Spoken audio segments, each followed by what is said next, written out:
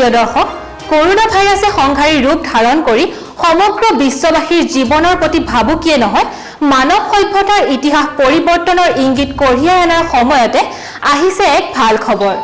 Novel corona virus কোভিড-19ৰ সংক্ৰমণে মানুহৰ জীৱন কাহিনীয়াটো দূৰৰে কথা, সংক্ৰমণে ঘটাব নোৱাৰা ভেকচিন প্ৰস্তুত কৰিব ধৰিছে আমাৰ দেশত, অৰ্থাৎ ভাৰতবৰ্ষত। তাৰে এক বিশেষ প্ৰতিবেদন লৈ অগ্নিগড় নিউজ আপোনালোকৰ সন্মুখত।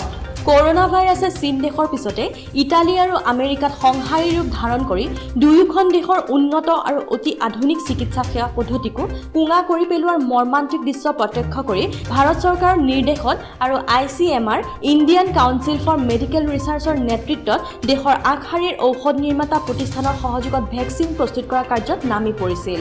কাৰণ সেই সময়ত কৰোনা ভাৰতত প্ৰৱেশ কৰিছিল আৰু লাহে লাহে সংক্ৰমণ বৃদ্ধি পাইছিল।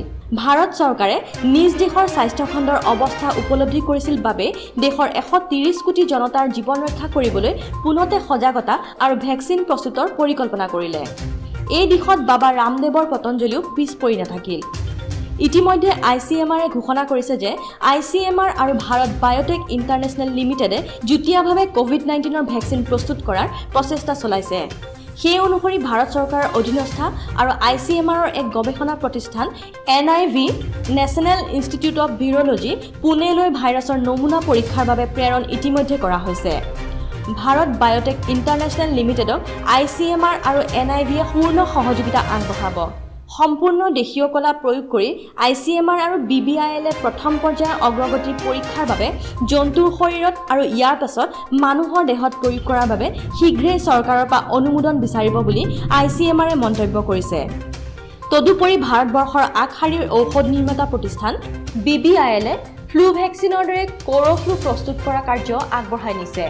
আগন্তুক ছমাহৰ পৰা এটা বছৰৰ ভিতৰত কৰোনা ভাইৰাছৰ ভেকচিন প্ৰস্তুত হোৱাৰ সম্ভাৱনা প্ৰবল। এই কাৰ্য অধিক ফলপ্ৰসূ কৰি তোলাৰ বাবে দেশৰ প্ৰধানমন্ত্ৰীয়ে দেশৰ 10টা শীৰ্ষ প্ৰতিষ্ঠান ক্ৰমে ICMR, NIPER, IIT, NIV, PGIMER, CSIR, DBT, IIS, AIIMS আৰু ফাৰ্মা গ্ৰুপক লৈ এটা দল গঠন কৰিছে। আমেৰিকাই যোৱা মাৰ্চ মাহৰ পৰাই কৰোনা ভাইৰাছৰ ভেকচিনৰ পৰীক্ষা আৰম্ভ কৰিছে। বৰ্তমান দ্বিতীয় পৰ্যায়ৰ পৰীক্ষা আৰম্ভ কৰিছে। সেইদৰে ইটালী, জাৰ্মানীৰ লগতে অক্সফৰ্ড বিশ্ববিদ্যালয়েও ভেকচিন প্ৰস্তুতৰ কাম পূৰ্ণগতিত কৰি আছে যদিও সকলোৰে ভৰসা ভাৰতৰ ওপৰত। কাৰণ ভাৰতত প্ৰস্তুত কৰা ভেকচিন পৃথিৱীৰ ভিতৰতে উন্নত, বিশ্বাসযোগ্য আৰু ফলপ্ৰসূ। সেয়ে পৃথিৱীৰ ৰাষ্ট্ৰসমূহৰ চকু এতিয়া কেৱল ভাৰতৰ ওপৰত। ইফালে পৃথিৱীৰ এখন সৰু দেশ কিউবাৰ চিকিৎসা বিজ্ঞানী আৰু চীন দেশৰ বিজ্ঞানীয়ে interferon ULFA 2B recombinant IFNREC নামৰ এই ঔষধবিধ উদ্ভাৱন কৰি কৰোনা অৰ্থাৎ কোভিড-19 আক্ৰান্ত ৰোগীৰ ইমিউনি ছিষ্টেম শক্তিশালী কৰাত ব্যৱহাৰ কৰিছে। পূৰ্বে এইবিধ ঔষধ অন্য ৰোগ নিৰাময়ৰ ক্ষেত্ৰত ব্যৱহাৰ কৰা হৈছিল। কিউবা আৰু চীন দেশৰ কৰোনা আক্ৰান্ত ৰোগীৰ শৰীৰত ব্যৱহাৰ কৰি সুফল লাভ কৰা বুলি দুয়োখন দেশে দাবী কৰিছে। যিদৰে ভাৰতত প্ৰস্তুত কৰা হাইড্ৰক্সি ক্লৰকুইন ব্যৱহাৰ কৰিছে আমেৰিকা আদিৰ দৰে দেশে। ভাৰত চৰকাৰৰ অনুমতিত কিউবাই ভাৰতৰ কেইখনমান চিকিৎসালয়ত চিকিৎসাধীন কোভিড-19 আক্ৰান্ত ৰোগীৰ শৰীৰত ব্যৱহাৰ কৰাৰ সম্ভাৱনা আছে। কৰোনা ভাইৰাছত বিধ্বস্ত আমেৰিকাৰ ঔষধ নিৰ্মাতা প্ৰতিষ্ঠান নোভাভেক্সে ভেকচিন প্ৰস্তুত কৰি পৰীক্ষা আৰম্ভ কৰিছে অষ্ট্ৰেলিয়াত। অৱশ্যে বিশ্ব স্বাস্থ্য সংস্থাইও ভেকচিনৰ পৰীক্ষণ আৰম্ভ হোৱা বুলি সদৰি কৰিছে। ৰাছিয়াই অহা 2 সপ্তাহৰ ভিতৰত ভেকচিনৰ পৰীক্ষা আৰম্ভ কৰাৰ কথা ঘোষণা কৰাৰ পৰিৱৰ্তে চীন দেশে চলিত বৰ্ষৰ শেষত ভেকচিন বজাৰলৈ উলিয়াই দিয়াৰ কথা সদৰি কৰিছে। এতিয়া যেন সকলোৰে মাজত ভেকচিন প্ৰস্তুতক লৈ প্ৰতিযোগিতাহে চলিছে।